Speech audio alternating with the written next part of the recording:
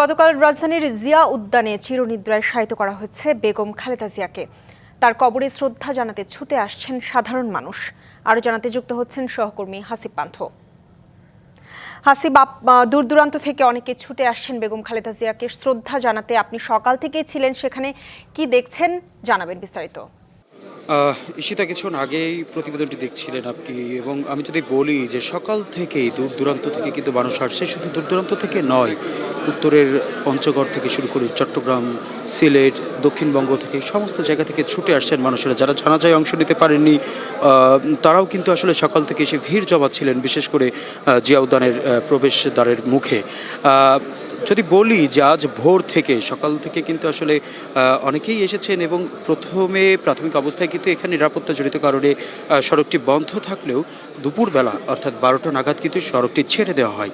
অর্থাৎ বেগম খালেদা জিয়া তার সমাধিস্থলটিতে উন্মুক্ত করে দেওয়ার জন্য আসলে সড়কটি ছেড়ে দেওয়া হয়, এবং এরপর কিন্তু আসলে যারা ছিলেন নেতাকর্মী থেকে শুরু করে সাধারণ মানুষেরা এবং তারা বেগম খালেদা জিয়ার সমাধিস্থলের পাশে সেখানে কবর জিয়ারত করছেন, তার জন্য দোয়া করছেন। এছাড়াও সকাল থেকে কিন্তু বেশ কয়েকজন কেন্দ্রীয় নেতারাও এসেছেন।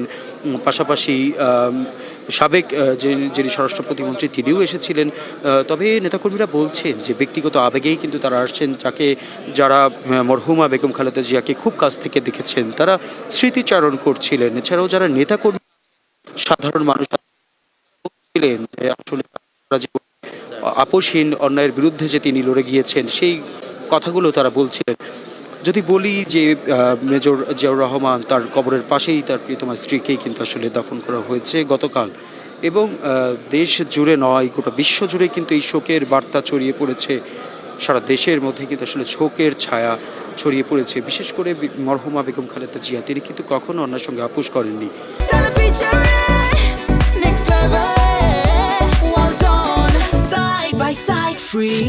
তিনি দীর্ঘদিন যাবৎ নির্যাতিত ছিলেন, এবং দীর্ঘদিন যাবৎ কিন্তু কিডনি, লিভার থেকে শুরু করে আর্থ্রাইটিস, ডায়াবেটিস সহ নানা রোগে আক্রান্ত ছিলেন। পরবর্তীতে গত মাস থেকে প্রায় 37 দিন তিনি এভারকেয়ার হাসপাতালে চিকিৎসারত অবস্থায় তিনি 30 তারিখ ভোর 6টার দিকে তিনি পরলোক গমন করেন, এবং তার এই মৃত্যুতে বিএনপি দল থেকে বিশেষ করে নেতাকর্মী থেকে শুরু করে যারা বলছেন অভাবনীয় একটি ক্ষতি হয়েছে। তবে এই শোককে শক্তিতে পরিণত করে আগামী আসন্ন জাতীয় নির্বাচনে তারেক রহমানের সাথে আগামী দেশ গড়ার জন্য কিন্তু অঙ্গীকারবদ্ধ হয়েছে দেশের প্রতিটি ওয়ার্ড পর্যায় থেকে শুরু করে প্রতিটি এলাকার নেতাকর্মীবৃন্দরা।